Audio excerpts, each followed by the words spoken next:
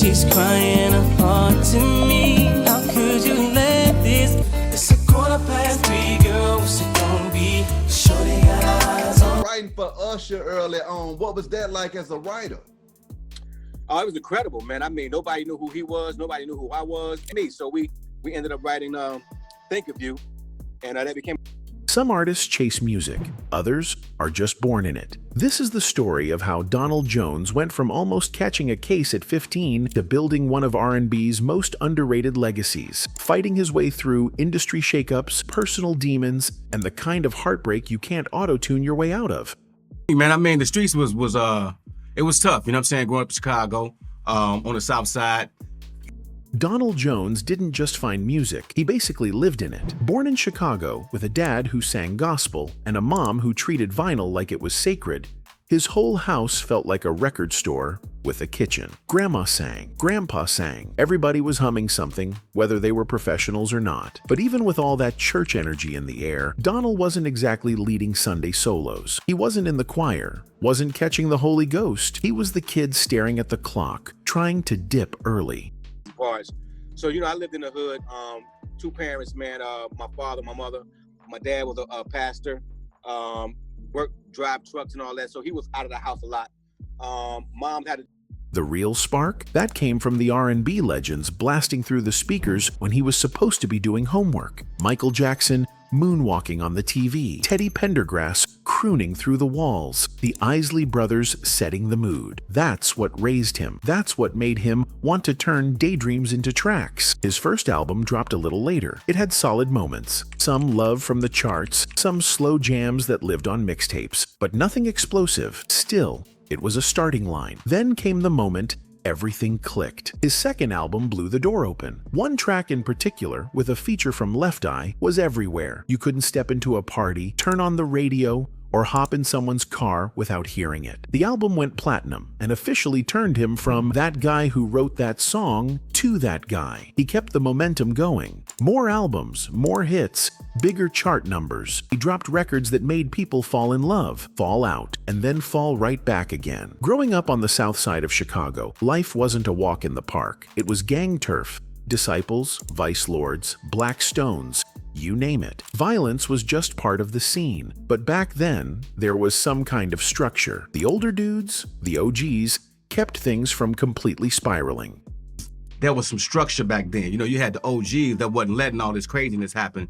And now these young bucks, what they doing is They made sure the streets didn't completely lose it. These days, though, it's pure chaos. The guidance isn't there anymore, and the younger ones are left to figure it out on their own. It's all cliques now. 2 or 3 kids on one block, a few more on another. No unity, just a mess, and it's terrifying. Donell still tries to make it back to Chicago a few times a year, but not as often as he wants. The city's a whole different place now. The violence is next level. Kids out here killing other kids. And a lot of it's tied to the drugs. He said today's kids are popping mollies and doing ecstasy. Back in the day, it was just some weed and maybe a drink. Now, their brains are cooked before they even get a chance. He doesn't sugarcoat his past. Yeah, he got caught up in the gang life. He was around it, but never got fully wrapped up in the violence.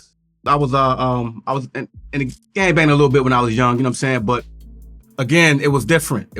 As for hustling, he gave it a go, but it wasn't his thing. He laughs about it now. He was terrible at it. The cops were always locking him up. Music, though, that was his thing. What about hustling? Oh, definitely, man. Definitely hustled. You know what I'm saying? Sold a little bit of drugs, you know. But I wasn't a great drug dealer either. I got caught. I got caught all the time. The police.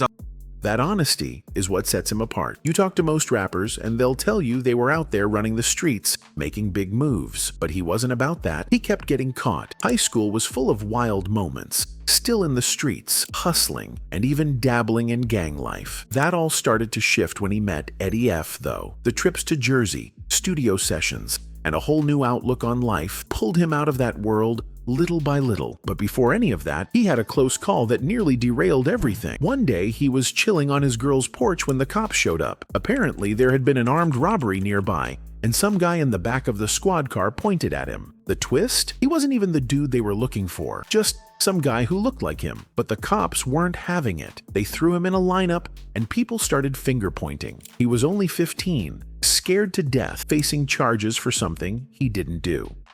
And the police pulled up on me, and they was like, yo, somebody was in the back seat pointing at me, and took me to jail for armed robbery, man. When it put me in the lineup, people was pointing me out. They said it was me. By some miracle, the cops eventually caught the real suspect, someone who could have been his twin. That was a wake-up call. After that, he knew he couldn't keep living like that. He wasn't even good at hustling. The girls at school were already into him, and music was calling his name louder than ever. That's when Eddie F. stepped in. For those who might not know, Eddie F. is a big deal, a multi-platinum producer who was part of the legendary Uptown Records crew. He helped build the whole Untouchable squad in the 90s and early 2000s, and had been ahead of the game since the 80s. So, how did a kid from the south side of Chicago end up linking with Eddie F.? At the time, this crew called Porsche was causing a stir all over Chicago, performing everywhere they could. But the industry, they weren't having it. No one would sign them. So they decided to make a bold move. They packed their bags and headed to the Black Radio Exclusive Convention in DC, where they had a showcase lined up. Problem was, hardly anyone showed up. They were total strangers to the crowd. But giving up? Nah. They flipped the script. They parked themselves outside the hotel and came up with a game plan. Just sing for whoever walked by. And guess who passed through? Eddie F. They asked if they could perform for him, and he said sure. After hearing them, he was all in. Told them straight up,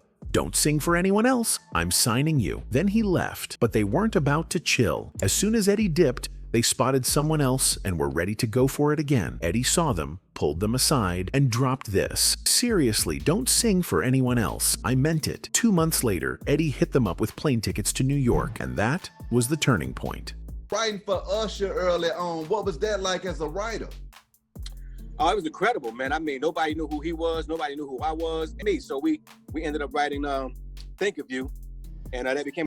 LaFace Records, founded by L.A. Reid and Babyface, was a major player in 1990s R&B, home to artists like TLC, Toni Braxton, Usher, and Outkast. Donnell Jones signed with the label and released his debut album, My Heart, in 1996. While the album didn't see major commercial success, it featured a cover of Stevie Wonder's Knocks Me Off My Feet that gained traction on R&B charts. His breakthrough came in 1999 with his second album, Where I Wanna Be, which went platinum and included hits like You Know What's Up, featuring Lisa Left Eye Lopes and the title track. In 2000, BMG bought out Reid and Babyface's share of LaFace Records for $100 million, moved the label to Los Angeles, and effectively dissolved it. After the acquisition, L.A. Reid became president and CEO of Arista Records, placing LaFace artists like Donnell Jones under Arista's management moving forward. When a label like LaFace, built on close-knit relationships and a specific artistic vision, gets absorbed into a larger corporate structure, it can throw artists into emotional and professional limbo. For someone like Donnell Jones, who thrived under creative independence and direct mentorship, the shift meant more than a new logo on the check. It meant losing a support system that understood his artistry. Artists often go from being nurtured to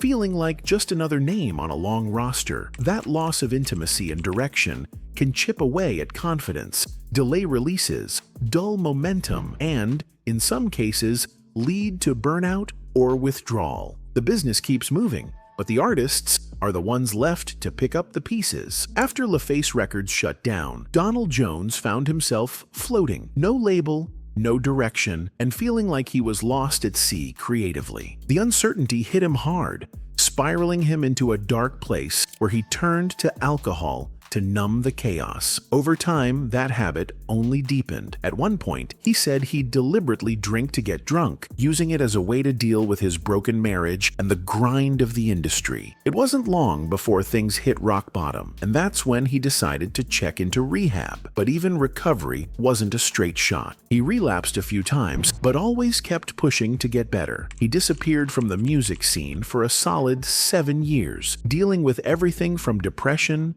to self-sabotage. During that time, he quit drinking and smoking after 30 years and worked on fixing the things in his life that weren't working. He wasn't in a good place with his wife or anyone really, but he needed that time to find himself. By the end of it, he was at peace with who he had become. That struggle led to his comeback album, 100% Free, dropping it under his own independent label, Candyman Music. The album was his way of reclaiming his story. He went all in, writing and producing it himself, letting his emotions guide the music. He even chose 7 tracks as a nod to the 7 years it took him to fully turn his life around. For Donell, the album was about more than just the music. It was his personal declaration of freedom. The album was just the start of his next chapter. He had already set his sights on a follow-up, Elevate, which he was planning to drop the following year. For Donell, the title wasn't just a name, it was a symbol of his rebirth. He was finally free to rise up and start fresh,